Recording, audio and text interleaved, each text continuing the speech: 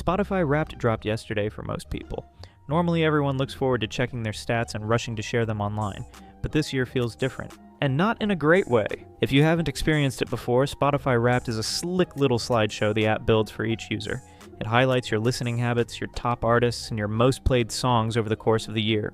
It started in 2015 under the name Year in Music, and it took off fast. So fast that Apple Music and others even made their own versions on their platforms. Last year, though, Spotify got dragged pretty hard. Their Wrapped felt bare and kind of lifeless, and it also came right after the company cut 17% of its workforce to save money. People noticed the drop in quality and blamed it on the staff cuts and the rushed rollout.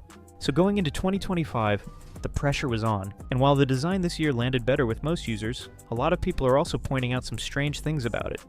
Every year when I would get my Spotify Wrapped, I would be like, that kind of makes sense, but I feel like it's a little off. And so I started using Last.fm, which links to your Spotify and tracks your music too. And then I would compare the two, and they were so different. The biggest complaint is that the numbers just don't feel accurate.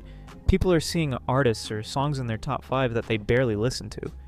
Some of the reactions are playful, like folks joking that they definitely did not spend that much time listening to the SpongeBob Blue Collar Country jingle, thank you very much. But others are more suspicious. Some users who track their listening through a third-party app say their Wrapped data doesn't match at all. The next complaint is the listening age. This is a new data point highlighted this year which is supposed to be a lighthearted take on how old you are based on your music taste. But with some users getting 0 or 92 as their listening age, it makes you wonder how sophisticated the data can actually be.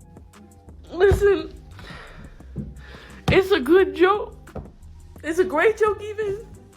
But I need you to stop anyway. All of this ties into a bigger pattern, which is that companies keep trying to recreate beloved parts of their brand after losing the people who built them, swapping in AI and hoping no one notices.